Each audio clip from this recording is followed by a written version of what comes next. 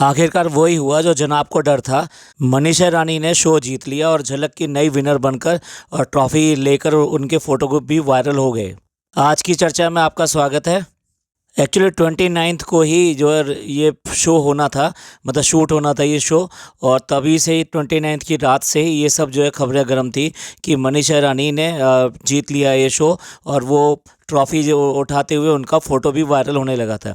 Actually सबसे पहले जो न्यूज़ आई ना, वो न्यूज़ ये आई कि जो उनकी ड्रेसर है उसने कॉन्ग्रेचुलेट किया और साथ साथ जो है एक फ़ोटो डाली जिसमें वो ट्रॉफ़ी लिए हुए थी। और उसके बाद में तो इतना सिलसिला आ गया कि सभी चैनलों ने उसको कंफर्म करना शुरू कर दिया, लेकिन वीडियो किसी ने नहीं डाली थी। लेकिन अभी क्या वीडियो भी एक आ गई है जिसमें कि वो ट्रॉफ़ी लिए हुए हैं और अपने घर के बाकी लोग उनके हैं, ख़ास तौर से उनका जो भाई है वो दिखाई दे रहा है, साथ में ये हेयर ड्रेसर जो है वो दिखाई दे रही हैं।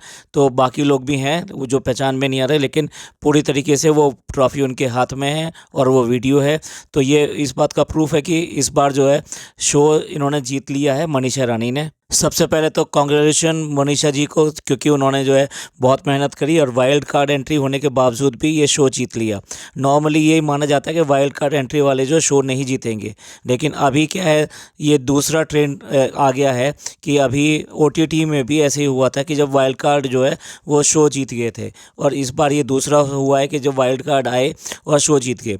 एक्चुअली वाइल्ड कार्ड एंट्री जो लाई इसलिए जाती है कि जो शो जो चल रहा होता है वो अपने TRP तक नहीं पहुंच पाता, अच्छे TRP तक, और साथ साथ जो शो का जो लेवल है वो उतना अच्छा नहीं मेंटेन हो पाता।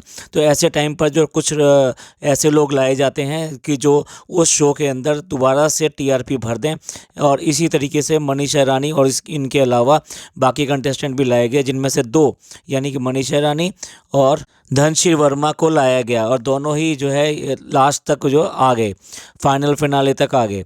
तो ये उन लोगों की मेहनत थी जिसकी वजह से कि वो यहाँ तक आ गए। बल्कि देखा जाए तो मनीषा रानी के आने के बाद में शो का जो लेवल जो है वो नेक्स्ट लेवल पे चला गया। जो शो थोड़ा शिथिल लग रहा था और ऐसा लग रहा था कि शायद इनमें से कोई जीत जाएगा, यही दो हैं जिन जो ऊपर आ सकते हैं, लेकिन उस शो में एक नए लेवल पे लेके जाने के लिए ये जो कंटेस्टेंट आए थे इन्होंने वाकई में डांस को काफ़ी इम्प्रूव किया। जो पूरी बनी हुई कहानी चली आ रही थी कि बिरयानी और इन सब के सहारे जनाब जो है शो जीत जाएंगे, हालांकि उनकी परफॉर्मेंस उतनी बढ़िया नहीं चल रही थी। एक दो बार 30 मिले जिसमें कि बहुत कुछ हाथ जो था जजेस का था, और इसी की वजह से ये बन गया था कि भी वो अपने व्यूवरशिप की वजह से, क्योंकि उनके कुछ क्रेज़ी व्यूवर्स हैं जो उनको लगातार वोट कर रहे थे। हालांकि उनका डांस उतना अच्छा नहीं था, मार्क्स भी उनके कुछ बार अच्छे आते थे, लेकिन ये इस शो का जो पूरे का सबसे लोएस्ट स्कोर था उसका रिकॉर्ड भी जनाब ने ही बनाया था। उसके बाद में भी वो पहले दिन से ही उसमें टिके रहे। तो ये सिर्फ और सिर्फ उनके जो क्रेज़ी व्यूवर्स हैं उनकी वजह से हुआ। अच्छा, इसको शो जीतने के लिए उन्होंने जितने भी तुरुप के पत्ते चले वो एक एक करके यहाँ तो बेकार साबित हुए। उन्होंने अपने इमोशनल कार्ड वहाँ पर डाला कि उनकी तबीयत जो है ठीक नहीं है, फीवर हो गया, और उसके बाद में ड्रिप चढ़ गई, चोटें लग गई, कई बार चोटें दिखाई उन्होंने, और इसको ब्लॉगिंग में भी पूरा यूज़ किया कंटेंट को। फिर बाद में आया कि उनका वज़न ज़्यादा है, वो भारी हैं और भारी के साथ में वो डांस कर रहे हैं। फिर एक और आया कि उन्होंने कभी डांस किया नहीं है, वो नॉन डांसर हैं, उसके बाद में अपनी जर्नी कंप्लीट कर रहे हैं।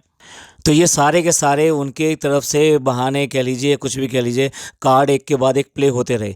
लेकिन उसके अलावा कभी भी जो है ऐसा नहीं लगा कि भी वो पूरी तरीके से शो जीत जाएंगे, क्योंकि जब से मनीषा रानी आई थी तब से जो वोटिंग का जो लेवल है वो बहुत ज़्यादा हाई हो गया था, और मनीषा यानी फर्स्ट और सेकंड पे जनाब रहते थे, और दोनों के अंदर जो डिफरेंस रहता था 5 से 10% का रहता था।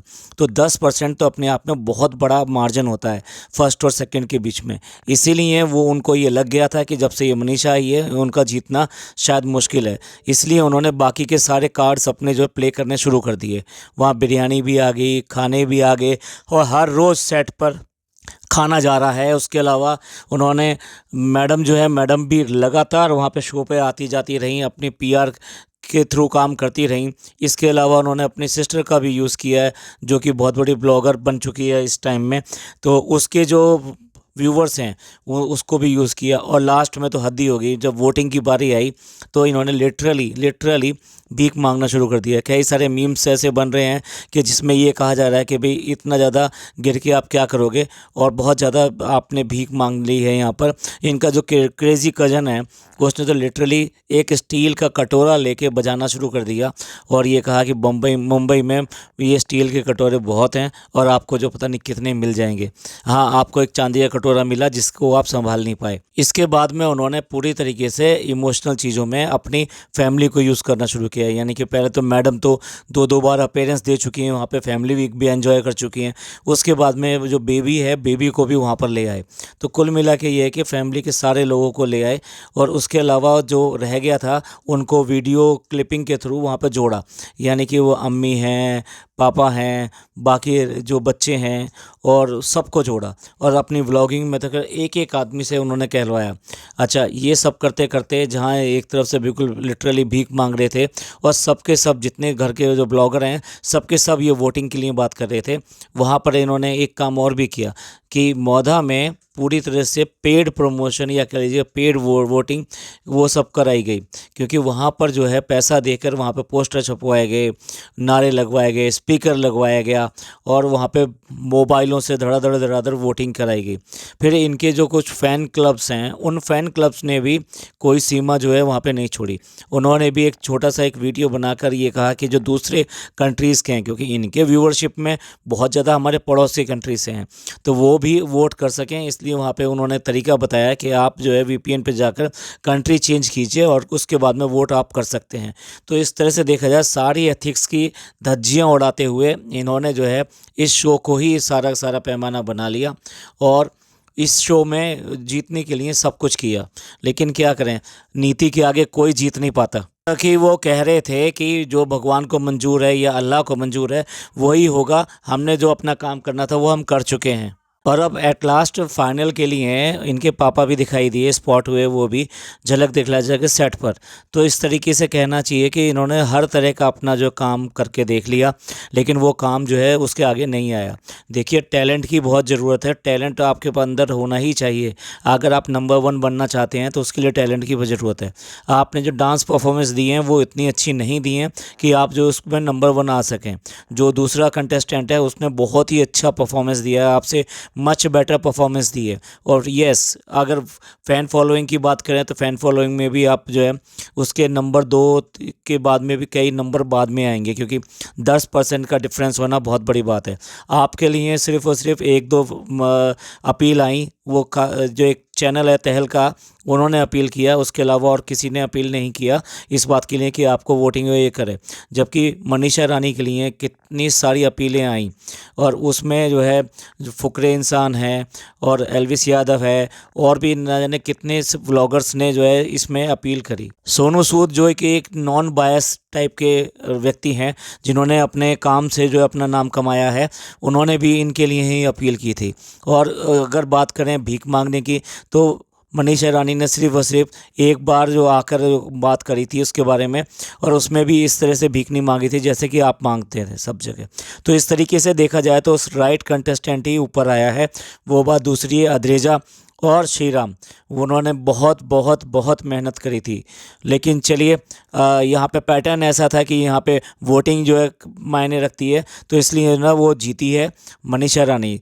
हमने शुरू से यही कहा था कि बेस्ट कंटेस्टेंट शुड विन, तो जो अच्छा टैलेंटेड है उसको ही जीतना चाहिए शो, क्योंकि शो जो है डांस का है, यहाँ पर गाने का शो नहीं हो रहा। श्रीराम ने गाने गाए लेकिन उसके ऊपर उसको मार्क्स तो ना मिलते थे।